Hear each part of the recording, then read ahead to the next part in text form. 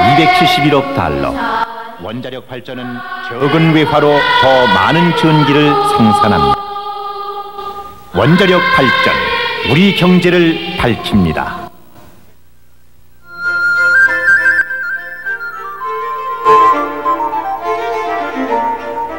이른 아침 소리 없이 피어나는 물안개로 호수는 새하늘 한 듯 맑은 얼굴로 단장을 하고 실록의 푸르름은 더욱 짙은 그림자를 물 위에 드리웠다.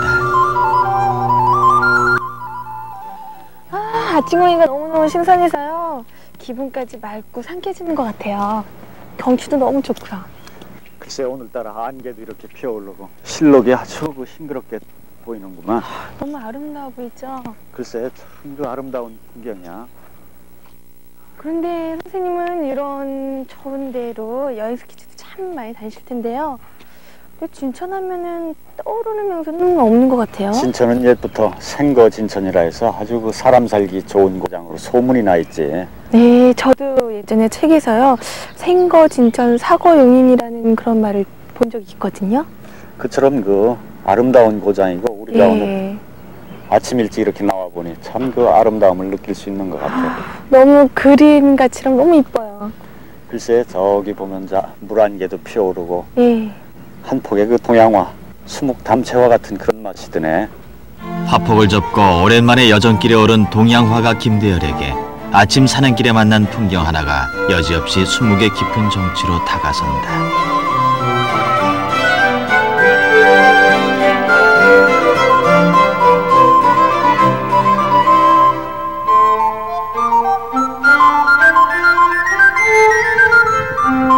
충청북도 서북부, 북서쪽으로 차령산맥의 지맥이 자리잡고 동남쪽으로 수많은 지류를 거느린 하천이 휘감아 도는 진천군. 진천에 목탑이 재현됐다고 그래서 꼭 한번 와보고 싶었는데 예. 이것이 바로 그 목탑이야. 저는 그 돌로 된 그 석탑만 생각이 되고 있었는데 이런 목탑도 있네요. 그래, 그 원래 우리나라에 불교가 처음 전래돼서는 예. 나무로 이러한 그 탑을 세웠지. 그러다 이후에는 그 석탑을 많이 세웠고, 그래서 그때 만들어진 목탑은 다 없어지고 지금 남아 있는 것은 거의 없는데 이 탑이 바로 그 옛날 전통 양식을 재현해서 만든 그 목탑이야. 그리고 그 신라 시대에 황룡사에는 그 9층 탑, 그 이보다도 더 높은 탑이겠지. 이건 3층인데 그게 9층이었으니까 그 탑이 그 고려시대 몽고인안에 소실되고 아마 이렇게 큰 장대한 탑을 세우기는 처음인 것 같아. 그래서 더욱 이 탑에 대해서 의의가 있고 그 아름다움을 느낄 수 있는 것 같아요. 정말 웅장해 보여요. 저 안에 들어가서 한번 봐도 될까요? 신라의 황룡사 구축 목탑 이후 처음으로 3층까지 오르내릴 수 있도록 지은 고탑사는 사찰 건축 양식에 있어서도 예술적 가치를 높이 평가받고 있다. 부처님의 자비가 사방세계로 뻗어나가기를 기원하는 사방불신이 모셔진 1층 금당에는 사리를 봉인한 심주가 보탑사를 웅장하게 떠받치고 있고 그 둘레에 999명의 간절한 염원이 담긴 백자탑이 무릇 불심을 더해주듯 장엄하게 자리하고 있다. 이렇게 다 계단이 이렇게 다 이어져 있네요. 원래 이제 탑을 각 층을 오르내릴 수 있도록 한 계단 역시 보탑사만이 복원해낸 전통 목탑의 양식이다. 되는 거야. 근데 여기뿐만 아니라요. 그 사방에 계단이 다 있는 것 같아요. 1층에 사방불이 모셔진 것처럼 예. 사방으로 다 통로가 있어서 오르내리게 이렇게 돼 있구만. 여기는 2층으로 경전을 보관하는 그 법보전이네. 네. 이런 그 경전들이 옛날 석경을 재현해서 만든 그런 거야. 전란 중에 소실된 석경이 이번 보탑사의 석경 불사로 다시금 복원되기에 이르렀다. 여기 3층 또 꼭대기에서 내려다보는 것도 괜찮네요. 풍경이 너무 좋고 산새 소리랑 무슨 두꺼비 같은 소리도 나고요. 글쎄, 그렇지. 예. 이 동네가 원래 지명이 연곡리래. 그런데 여기서 우리가 저 산을 둘러보면은 연꽃 봉우리, 연잎이 감싸고 있는 것 같은 그런 감을 맛볼 수 있지 않아? 진짜 그래요.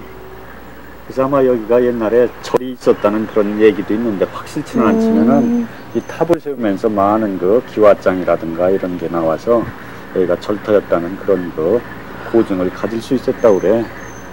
그래서 아마 이 연꽃 속에 이러한 큰 탑을 세웠다는 것이 아주 참 그 지명과 잘 맞아떨어지는 것 같아요. 얼마나 오랜 시간 동안 깨달음을 얻기 위해 고행을 자처한 사람들이 이 길을 지나쳐 왔을까. 고련산 자락에 우뚝 솟은 목탑은 이 사바세기의 고달픈 시간을 뒤로 한 채 연꽃골을 굽어보며 말없이 서 있을 뿐이다.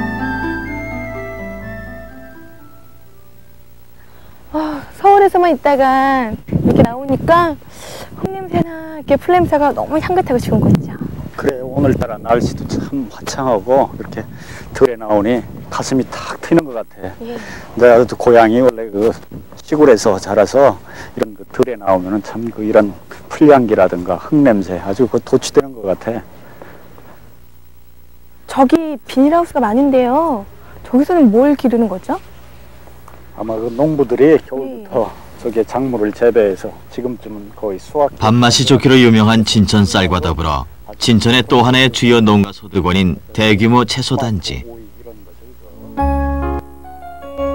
한여름처럼 후끈한 비닐하우스 안에서 지난 겨울에 쉬지 않고 씨를 뿌린 농부는 이른 봄부터 한 해의 수확을 거둘 채비를 했다. 잘 익은 토마토 하나에 그들의 희망도 꿈도 함께 연구러왔던 게 아닐런지. 토마토가 많이 열렸네. 진짜 맛있겠다. 안녕하세요. 안녕하세요. 이 애기도 여기서 이렇게 엄마 일처럼 돕나? 여기 너무 좋겠다. 내가 어렸을 때 토마토 나무를 보면 아주 이렇게 조그마한 그런 거였는데 하우스 안에서 이렇게 크게도 자라나 보죠. 이건 지금 봐가지고는 넝쿨이 계속 커가면서 재배를 할 수 있는 과정인데 지금 줄이 이 과정밖에 없기 때문에 여기서 절단을 하고서 곧 수확만 보는 그 겁니다. 이상도 더 클 수 있는데요. 네. 근데 너무 더우시겠어요. 여기 평균 온도는 어떻게 돼요? 땀은 많이 흘리시는데요. 네, 지금 봐가지고 한 7, 8도 이렇게 나갈 겁니다. 그렇지만 이거 하우스 내의 기온이 상당히 높다 보면은 사람도 일하는데 상당히 지장도 많고. 두 분이 이렇게 넓은 밭을 다 가꾸시기가 참 힘드실 텐데. 수확 단계야 뭐 어려운 건 모르겠지만 하기에 이제 이 키우는 과정이라든가 또는 값이 너무 쌀 적에 이런 때는 상당히 이거 짜증도 나지요 이제. 그런데 이렇게 다 따면요, 다시 또 과일이 이렇게 나나요, 토마토가? 요거만 키우면 이제 한번은 끝나는 겁니다. 이제. 그러면은 지금 있는 나무는 어떻게 되는 거예요? 요거는 이제 다 걷어내야지. 또 새로 심으시고? 예, 다시 작물을 다시 심어야지. 진짜 힘드시겠어요. 씨 뿌릴 땅에 있는 한 농부의 손엔 흙이 마를 날이 없다. 근데 아저씨, 여기 보면요, 조그맣게 그 방울토마토처럼 있는데요. 예. 요게 익어도 요 아래에 있는 것처럼 이렇게 커지는 거 아니면 그대로 조그맣게 있는 거예요, 익으면요? 아니죠. 그게 이제 밑에서부터 예. 화방이 이제 1화방, 2화방, 3화방 이렇게 화방을 이 숫자다가 다 밑에서 돌아가는 거예요.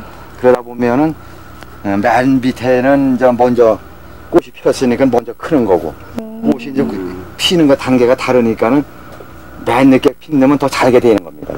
이게. 그런데 그럼 그 화분 수정은 여기 벌나비가 없을 텐데 이 겨울에 꽃이 피고 뭐 지금 이렇게 열리는데 그건 어떻게 하시나요?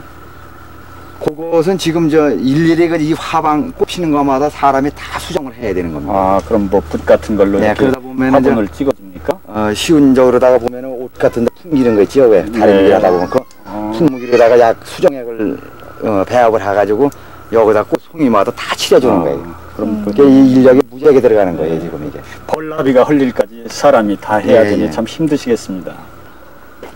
한번 맞아보세요. 진짜 맛있는데요? 네. 막 손끝으로 따낸 과일의 풋풋한 맛을 느끼게 하는 일이 농부의 보람일 터인데 덜 익은 것 같아요. 봐봐요.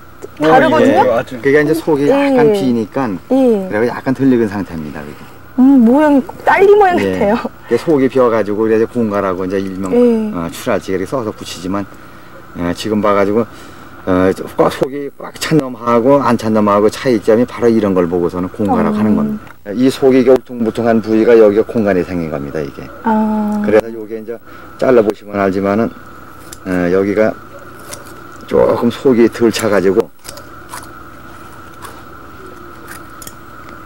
이거 보십시오. 여기 이렇게 나오지 않습니까? 이게 비어가지고. 그러면 좀 이렇게 만들만들한 게 맛있는 건가 봐요? 그렇죠. 요게 좀 맛이, 요게 껍데기가 약간 두껍습니다, 이게. 그래서 요런 거는 상품으로 봐서는 조금 더 싸게 출하가 되죠, 이제. 그럼 뭐 그럼 특이한 그 변종이 가끔 생기나 보죠? 예, 예. 이게 재배를 하다 보면 다 찾을 수가 없어요. 그렇겠죠. 그러니까 이런 게 많아요?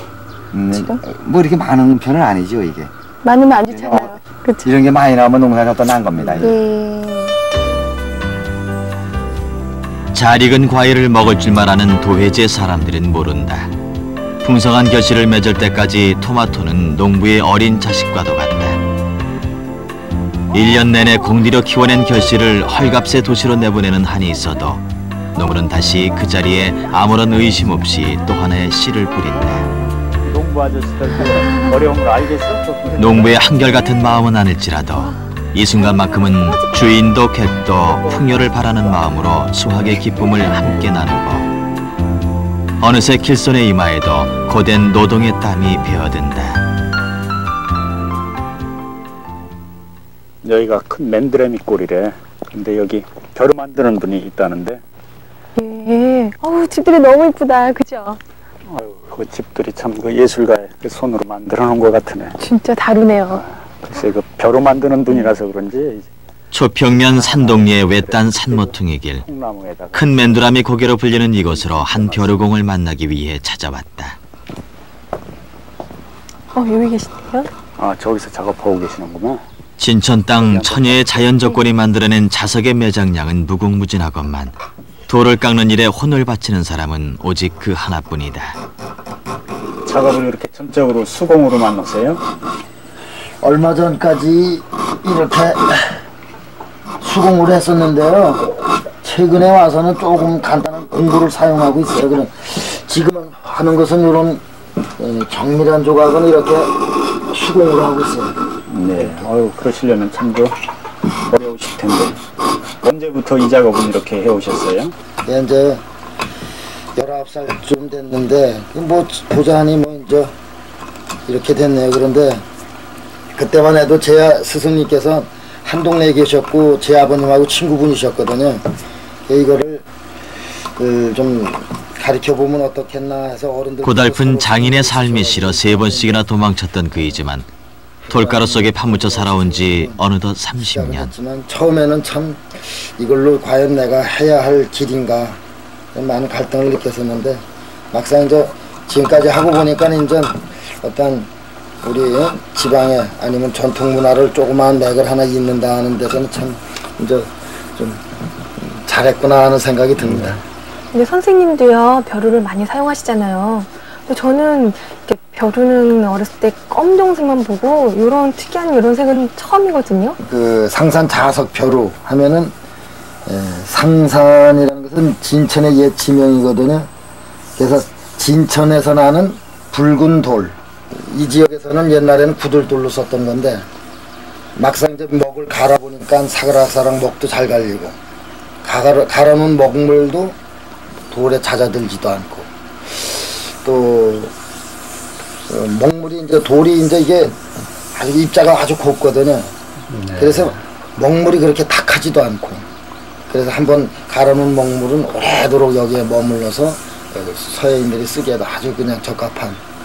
그래서 이 진천에서 이런 그 벼루가 만들어지는군요. 네. 지금 색깔이 참 특이해요. 되게 옷같이 곱고요. 네, 요것은 제가 한 10년 전에 바로 요 색깔 녹석을 찾으려고 전국을 헤맨 적이 있어요. 예. 찾다 못 찾고 그냥 돌아왔는데 최근에 여기 큰 공사가 있어가지고 산을 절개하는 과정에서 이 돌이 바로 내 턱 밑에서 나타난 거예요. 와, 네. 전국을 찾아서 헤매던 그 돌인데 마침 이곳에서 자석하고 그러니까 붉은 돌하고 같이 나왔어요. 그래서 아주 너무나 신기하고 아주 반가워가지고 요새는 맨날 이 돌만 갖고 작업을 하고 있습니다. 이 돌은 그 자석하고 어떤 차이가 있나요? 색깔만 다르고요. 색만 다르고 석질은 똑같아요. 네. 그러면 요거 하나 완성하는 하나의 벼루가 탄생하기까지는 문양과 크기에 따라 일주일에서 한 달 정도의 시간이 소요된다. 걸리거든요. 그래서 이제 그 벼루의 문양이라는 것이 뭐 아주 다양하진 않고 전통 문양이 있습니다. 벼루에 주로 쓰는 봉황년이랄까 용년, 용조각이 된 용년, 그 다음에 이제 산수연이라 해서 산수경을 조각하는 산수, 그 다음에 십장생을 조각한 십장생년, 뭐 그 문양에 따라서 이제 벼루 이름이 만들어지는 거죠.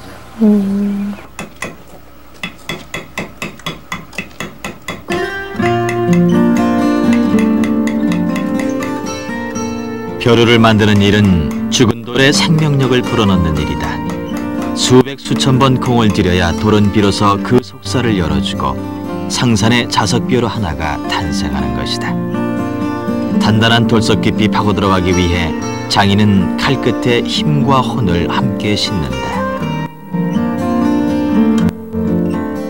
그 모양새 하나하나에도 정교한 세공으로 기품과 멋을 아로새긴 장인의 놀라운 솜씨.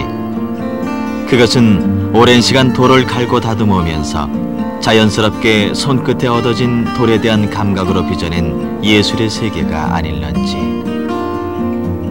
누군가 알아주길 원했다면 장인은 이미 오래전에 이곳을 떠났을 것이다. 돌을 깎기 위해 그는 어쩌면 스스로 돌을 닮아가고 있었는지도 모른다.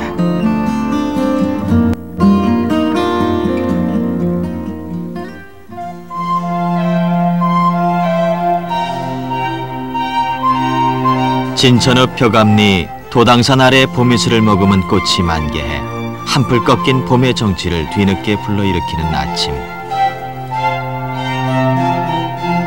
진천 땅을 찾은 이들에게 빼놓을 수 없는 명소가 있다면 바로 이곳 길상사다.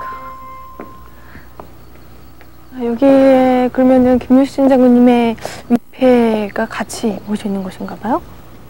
아, 여기는 그 위패가 모셔져 있지 않고 영정만 모셔져 있는데 사계절의 변화가 뚜렷한 색채로 자연 경관의 수려함을 자랑하는 이곳에 진천 사람들은 고장에 나온 역사적 인물인 김유신 장군의 영정을 모셨다. 자기 고장의 명성을 드높인 장군에 대한 그들의 존경과 애정이 길상사를 이 고장의 지방기념물 1호로 만들어 놓았다. 웅장하게 이렇게 지어놨네. 김유신 장군은 지금으로부터 한 1300년 전 사람이잖아. 근데 그때는 뭐 사진술이라든가 이런 것이 없었고. 예. 그런데 어떻게 저렇게 그렸는지 생각해봤나? 아니요. 그러니까 그 당시에 초상화를 그렸다고 해도 지금까지 보존은 안 됐겠지.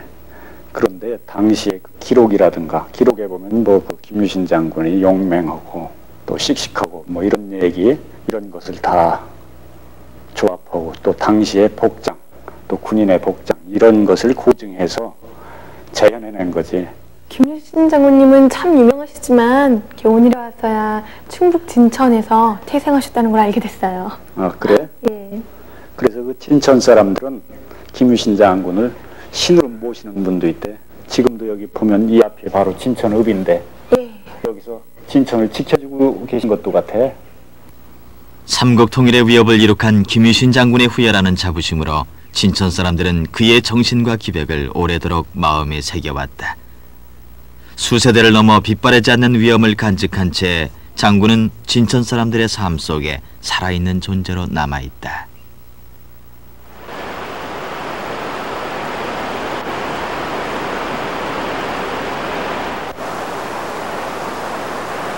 근데 꼭 징검다리 같아요.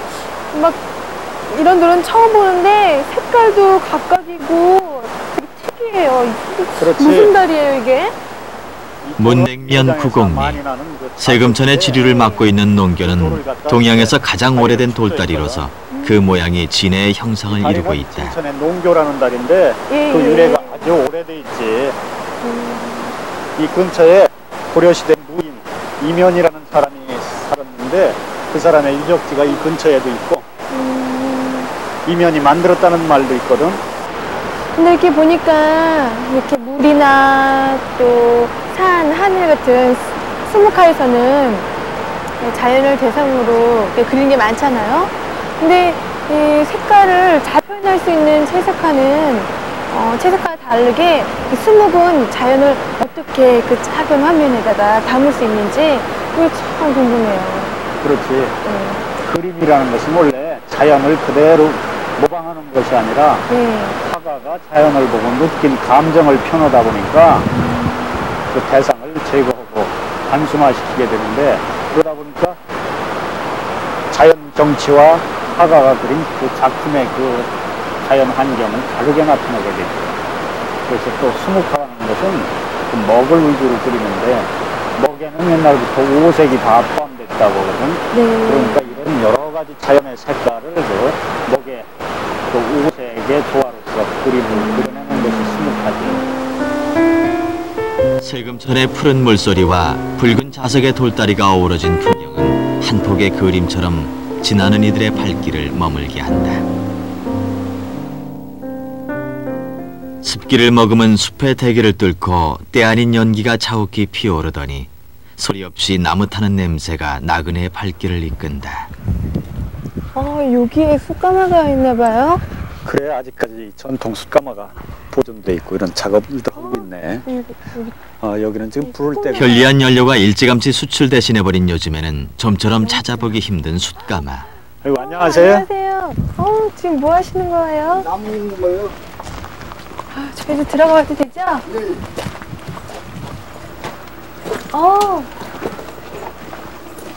작업하시는데 방해가 되지 않나 모르겠어요. 네. 여기 숯가마가 있다고 있어. 여행차 구경 왔습니다. 구경하세요. 지금은 이 나무를 여기 쟁이나 보죠? 네.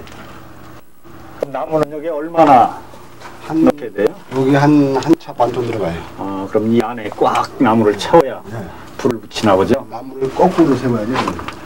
나무를 거꾸로 세워야. 왜냐면 바로 세우면 우리가 새가 떨어지죠. 네. 이게 거꾸로 이게 딱 붙어 나와야지 되지. 여기는 불뗀 지가 얼마 안 됐는지 아직 훈기가 도네요. 수술을 끄야 돼요. 끄고 나서 나무 넣으라는 거예요. 다시 나무를 이렇게 싸시는군요. 네. 요새 연료를 가스나 전기로 다 바꿔서 수술 사용하는 데가 없을 것 같은데 아직도 수술 떼는 데가 있나 보죠. 네, 많죠. 뭐 음식점에서 쓰고 공장에서 쓰고 다 쓰죠. 폐수 처리장에서 쓰고. 폐수하는 데도 숯이 들어가나 보죠. 근데 언제부터서 이렇게 숯 굽는 일을 하시게 된 거예요? 네, 그 전에 할아버지 때부터 했기 때문에 보고 구경하고 보다 보니까 이제 된 거지 뭐냐. 그럼 어렸을 때부터 이렇게 봐 오시면서 네. 시작하셨나 봐요. 이런 일을 하시려면 어려움은 없으신가요? 많지요. 힘드니까 뭐 검은 거 만지니까 시커멓고 사람이 그런 게안 하려죠. 여기 구멍은 뭐예요? 불 구멍은요. 처음에 불 들지게 네. 연기 위에 불이 붙어가라요. 밑에 네. 불이 안 들어가요. 처음에 불이 들지게. 이제 위에서 연기가 나가면서 불이 붙는 거예요. 꼭대기서. 그때 그거 쓰는 거예요. 저거. 그러면 이제 숯이 다 완성될 때까지 저 구멍은 놔두나요? 아니에요. 불이 붙은 다음에는 저걸 막아요. 막아서 여기 또 새끼 덩굴이 있어요. 이걸 이용을 해야죠. 여기서 연기가 좀 나오고 많이 나온 다음에 여기서 연기 나온 다음에 또 이걸 또 막아버려요. 밖에서 볼 땐 흙으로 다 덮여 있는 것 같으니 이런 구멍이 있기 때문에 연소가 되는군요. 네, 구멍이 있어 연기가 공기가 나가는 게 타죠. 그냥 막혔으면 안 타죠. 이게 탈 수가 있나요? 안 타죠. 숯을 굽는 일 하나에도 나름대로 과학적인 지혜를 동원했던 옛사람들. 모름지기 후대 사람들은 그들로부터 삶의 지혜를 배우는 법이다. 불은 얼마 동안 떼야 숯이 완성되나요? 떼는 건 한 달 좀 떼고요. 불이 붙으면 나고 한 일주일간 타요 나무가. 여기서 불을 붙이면 저 안에 네. 그 아까 싼 나무에 불이 네, 붙는군요. 그래서 일주일이나 걸려요. 네. 그러면 어떻게 다 되는지 알 수 있는 거예요? 일주일 지나고서 저기 타는 굴뚝을 보면 알아요. 굴뚝에서 파란 연기가 나오고 연기가 끝이 나요. 끝이 나면 여기서는 다 탄 거죠. 가마 안에 나무를 꽉 쟁이시고 이렇게 첫 불을 붙이실 때는 어떤 심정이십니까? 안에 있는 나무 숯 잘 말하는 거지. 딱 알 게 뭐 있어요? 한 달을 꼬박 매운 연기 속에서 나무를 태우고 또 태운다. 한 점의 바람과 공기에도 숯을 망칠 수 있음을 숯막지기들은 오랜 경험을 통해 터득했다. 온전히 다 타들어가야만 재빛을 발하는 숯의 냉엄한 가르침처럼 사람들은 삶의 불씨를 지피고 있는 것이다.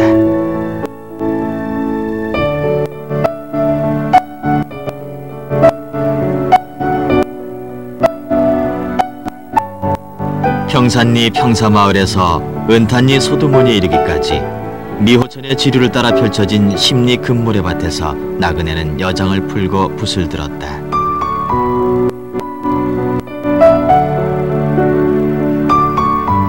빼어난 절경이 아니더라도 마음이 머무는 곳이라면 어디서든지 수묵 본연의 멋과 깊이가 나오는 것이 아닐까. 그는 그렇게 진천 땅의 소박한 자연과 삶의 정경을 수묵화에 담아가고 싶었던 것인지도 모른다.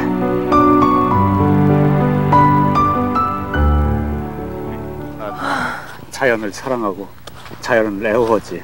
그래서 여행을 즐기는 거 아니야? 네. 그런데 이번 여행에서 어떤 것을 좀 느꼈나? 전요, 이렇게 서울에서도 멀지도 않는데요. 이렇게 곳곳에 정말로 좋은 곳이 있다는 거를 이렇게 와서 간혹가다 이렇게 새롭게 느끼는 것도 참 좋은 듯 싶네요. 그래, 여행이라는 것은 같은 곳을 가도 갈 때마다 새로운 감을 느낄 수 있고. 그래, 난 이번 여행에서 이 싱거운 그 푸르름을 보면서 또 생명의 약동하는 것을 볼 수 있었고, 또 이 계절이 좀 지나면은 아주 짙은 녹음이 되겠지. 그때는 정열적인 삶의 모습을 볼 수 있다든가, 또 가을이 되면은 단풍이 지고 올 때 그 쓸쓸함, 이런 것을 느낄 수 있고, 겨울에는 어떤 것을 느낄 수 있을 것 같아? 붓끝에 혼을 담아 한 획을 긋는 일만큼이나 삶의 숨은 의미를 찾아내는 일은 실로 엄숙하고 위대하다. 자연이 베푸는 은공을 알고 삶의 흔적을 끌어안을 줄 아는 오늘의 삶이야말로 진천을 찾는 이들에게 생거 진천의 참 의미를 일깨워주는 것이 아닐까.